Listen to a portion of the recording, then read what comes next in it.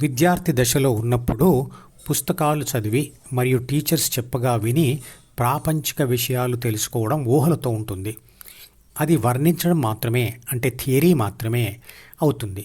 అలా వర్ణించిన విషయాన్ని, అంటే థియరీని 5 జ్ఞానేంద్రియాలను ఉపయోగించి చూసి విని రుచి వాసన స్పర్శలను తెలుసుకుంటే అది అనుభవంతో గ్రహించిన జ్ఞానం, అంటే ప్రాక్టికల్గా తెలుసుకున్న జ్ఞానం అవుతుంది.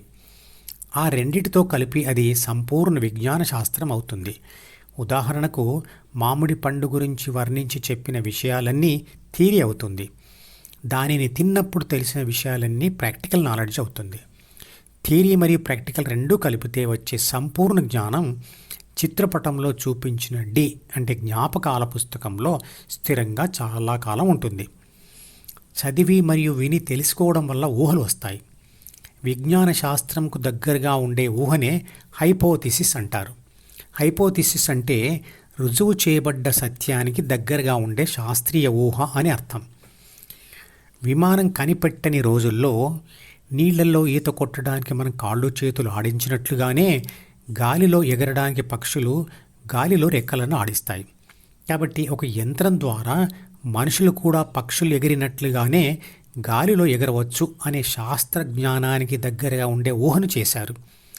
ఆ తర్వాత అనేక ప్రయోగాలు చేసి ఆ ఊహను విమానం ద్వారా అనుభవంలోకి తెచ్చారు.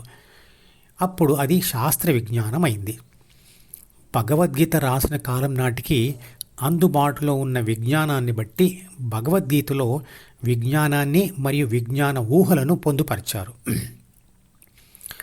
అంటే స్వయంగా అనుభవించిన విషయాలను మరియు అనుభవించని ఊహించుకొని రాసిన అంశాలు కూడా కొన్ని అందులో ఉన్నాయి. ధ్యానం చేసి ఆత్మ మనసు నుంచి విడిపించుకునే విధానం గురించి చెప్పిన విషయాలన్నీ కూడా అనుభవ సారాంశం యొక్క వాస్తవికత మాత్రమే. కానీ గుణాలని, గాఢ నిద్రని, పునర్జన్మని ఆత్మ అనుభవంతో తెలుసుకోలేదు. కాబట్టి వాటిలోని వాస్తవాన్ని వివరించలేము. అవి వాస్తవికత జోడించిన ఊహలే. ఈరోజు నాకు తెలిసిన విజ్ఞానంను భగవద్గీత విషయాలకు కలపడం వల్ల నేను రాసింది వచ్చింది. అందులో కూడా కొన్ని చోట్ల శాస్త్రీయ ఊహలే ఉన్నాయి. కొంతకాలం తర్వాత ఇంకా ఎవరో దీన్ని మరింత అభివృద్ధి చేస్తూ విజ్ఞాన శాస్త్రంకు మరింత దగ్గరగా తీసుకురావచ్చు. ప్రకృతి ఒక టీచర్, మనిషి ఒక స్టూడెంట్. అనుభవంతో తెలుసుకున్నదంతా విజ్ఞానం, తెలియదంతా వేదాంతం, అంటే ఊహలే. వేదాంతానికి విజ్ఞాన శాస్త్రమును కలిపితే అది సిద్ధాంతం. దానిని విజ్ఞాన శాస్త్రంతో అనుభవపూర్వకంగా రుజువు చేస్తే అది వాస్తవం అవుతుంది. అంతులేని కథ అనే సినిమాలో దేవుడే ఇచ్చాడు వీధి ఒకటి అనే పాటలో ఇలా అంటాడు: తెలిసేట్టు చేసేది సిద్ధాంతం, తెలియకపోతే అది వేదాంతమని. అది నిజం. ఆ పాట లింకును ఈ వీడియో డిస్క్రిప్షన్లో ఉంచుతున్నాను, వినండి. అదే పాటలో నిన్ను నువ్వు తెలుసుకుంటే చాలును పోవమ్మా అంటాడు.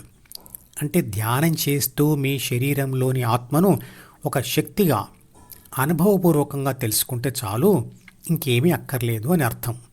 భగవద్గీత కూడా చెప్పేది అదే. మనిషి అంతర్భాగాలైన ఆత్మ, ప్రాథమిక మనసు, ద్వితీయ మనసు, జ్ఞానేంద్రియాలు మరియు హృదయముల గురించి వివరంగా తెలుసుకుంటే చాలు, ధ్యానం మొదలుపెట్టవచ్చు. కానీ ధ్యానం చేస్తూనే ధ్యాన ఫలితాలను అర్థం చేసుకుంటూ ధ్యానానికి సంబంధించిన పూర్తి విషయాలను అర్థం చేసుకోవడంను జ్ఞానయోగం అంటారు.